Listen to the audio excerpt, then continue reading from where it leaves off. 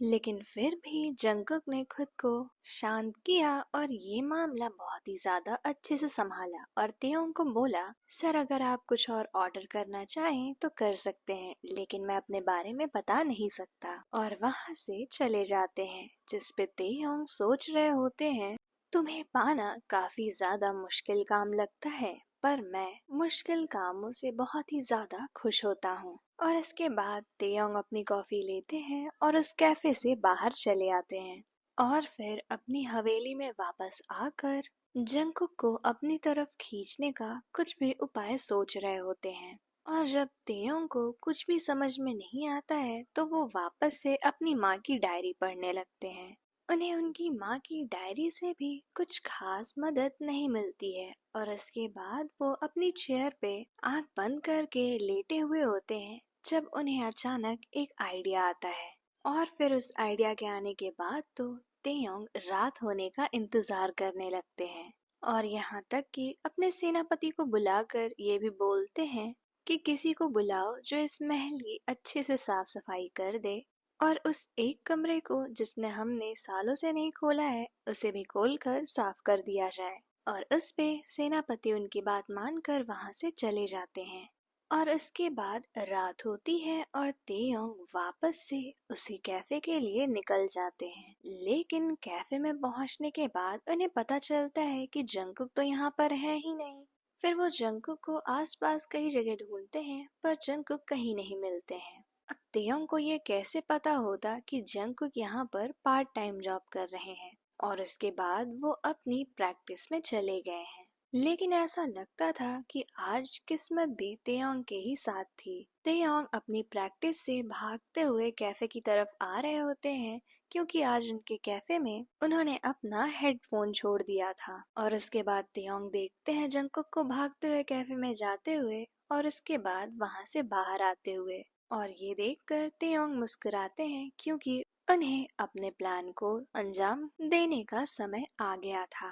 और तेयोंग धीरे धीरे जंगकुक का पीछा कर रहे होते हैं और जंगकुक जैसे ही एक सुनसान गली के अंदर घुसते हैं वो दूसरी तरफ से बाहर नहीं आते हैं क्योंकि तेयोंग ने उन्हें किडनैप कर लिया था। और फिर तेयोंग उन्हें किडनैप करके अपनी हवेली ले जाते हैं और उसी साफ हुए कमरे में जंगकुक को बिठाकर वो कमरा बंद कर देते हैं बाहर से। और ऐसा लग रहा था कि आज तेयोंग सबसे ज्यादा खुश हैं। यहाँ तक कि वो अपनी मॉम की डायरी को पकड़कर ये बोल रहे होते हैं कि मॉम, मुझे वो इंसान मिल गया, अब बस मुझे उसे मनाना है कि वो मेरे खानदान का वारिस पैदा करे। लेकिन अगर उसने इस चीज से मना कर दिया तो, अगर वो मुझसे भागने की कोशिश करने लगा तो मैं क्या करूँगा माँ। लेकिन फिर वो सोचते हैं मुझे उसकी परमिशन लेनी ही क्यों है, आखिर मैंने उसे अपने कब्जे में किया है तो मैं जो चाहूँ उससे करवा सकता हूँ। ये सोचने के बाद भी कहीं ना कहीं तेयोंग के मन में ये आ रहा था कि मुझे उसकी परमिशन लेनी चाहिए। पर तेयोंग खुद को ये दोनों ही चीजें सोचने से रोक लेते हैं और अपने सेनापति को बोलते हैं कि देखना वो लड़का कहीं भागने ना पाए।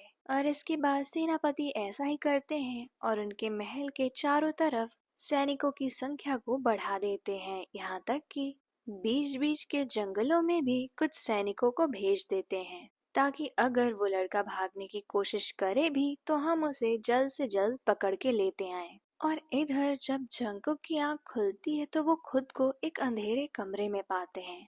पहले तो उन्हें समझ नहीं आता है कि वो जब अपने घर जा ही रहे थे तो अचानक से वो यहाँ कैसे आ गए। लेकिन फिर जंगकुक उस बेड से उठते हैं और वहां आसपास देखने की कोशिश करते हैं, पर उन्हें कुछ भी समझ में नहीं आ रहा था क्योंकि उस पूरे कमरे में बहुत ही ज्यादा अंधेरा होता है। और फिर जंगकुक चिल्लाना शुरू करते हैं कि मुझे बचाओ, मैं कहाँ आ गया हूँ, मुझे किसने यहाँ रखा है। और ये सारी आवाजें तेयोंग अपने कमरे में बैठे बैठे सुन रहे होते हैं। और फिर जब जंगकुक बहुत ही ज्यादा जोर से चिल्लाने लगते हैं तो तेयोंग उनका दरवाजा खोलते हैं और अंदर आते हैं।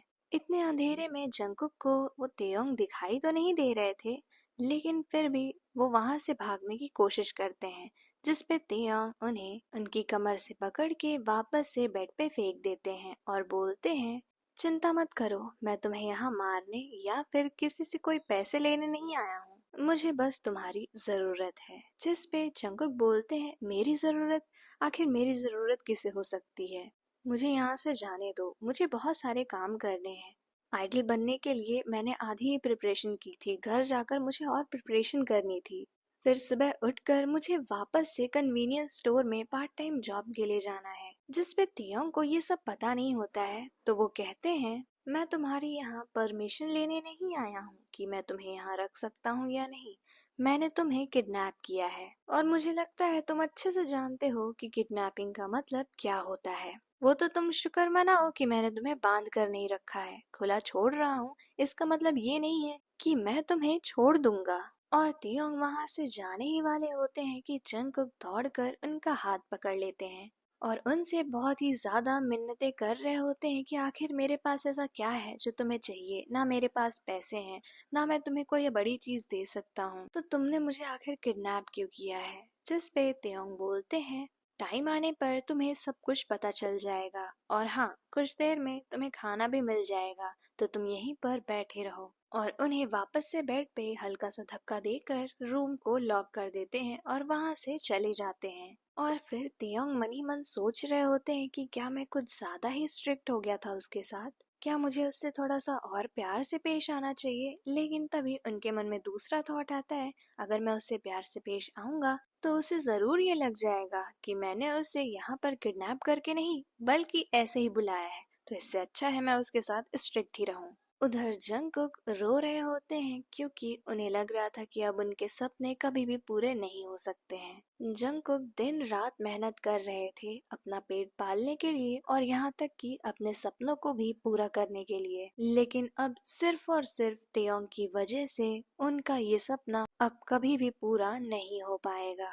और उसके करीबन कुछ टाइम बाद उनके गेट पर कुछ आवाजें आ रही होती हैं। फिर उनका गेट खुलता है और एक आदमी जंगकुक के लिए बहुत ही अच्छा अच्छा खाना ले आकर उनके बेड पर रख देता है। पर जंगकुक बोल रहे होते हैं कि मुझे खाना नहीं खाना है, इसे यहाँ से लेके चले जाओ, मुझे बस आजाद कर दो। जिस पे वो आदमी बोलते हैं कि मैं तो ये काम नहीं कर सकता, ये हमारे लॉर्ड ही कर सकते हैं, तो अगर आप यहाँ से आजाद होना चाहते हैं तो उनकी बात आराम से मान जाइए, वरना अगर वो गुस्सा हुए तो वो जबरदस्ती भी कर सकते हैं। पर फिर भी जंगकुक वो खाना खाने से मना कर रहे थे, लेकिन वो आदमी उस खाने को वही बेड पर छोड़ देता है और वापस से उनका रूम लॉक करके चला जाता है। वैसे तो भूख जंगकुक को बहुत ही ज्यादा लगी थी, लेकिन वो इस खाने पर कुछ भी भरोसा नहीं कर सकते थे, तो बहुत देर तक वो खाने को छूते भी नहीं है। लेकिन जब उनकी भूख उनकी बर्दाश्त से बाहर चली जाती है, तो वो सोच रहे होते हैं कि अब तो मैं किडनैप हो ही गया हूँ, खाना खा लूं, कम से कम जिंदा तो रहूंगा। और इसके बाद वो खाने पे टूट पड़ते हैं और इतनी जल्दी जल्दी खाना खा रहे होते हैं कि खाना उनके गले में अटक जाता है। और फिर वो पानी पीते हैं और उनकी भूख थोड़ी सी शांत होती है। उधर जिमिन भी बहुत ही ज्यादा परेशान थे क्योंकि इतनी लेट तो जंगकुक कभी नहीं करते थे। जिमिन ने जंगकुक का फोन भी बहुत ही बार ट्राई किया, पर वो हमेशा आउट ऑफ नेटवर्क ही बताता, जिससे जिमिन को और भी ज्यादा टेंशन होने लगी। जिमिन ने और भी जगह पर पता किया, जैसे उनके कन्वीनियंस स्टोर पर, कैफे पर, यहाँ तक कि उनकी प्रैक्टिस वाली जगह पे भी, पर जंगकुक का कहीं भी कोई नामो निशान ही नहीं था। और इसके बाद जिमिन बिना थोड़ी सी देर किए पुलिस स्टेशन के लिए चले जाते हैं और वहां पर जंगकुक की मिसिंग रिपोर्ट लिखा देते हैं। जिस पे वो पुलिस वाले भी बोलते हैं कि आप टेंशन मत लीजिए, हम जल्दी ही कार्रवाई करना शुरू कर देंगे और जंगकुक के बारे में कोई भी न्यूज मिलने पे आपको तुरंत बता देंगे।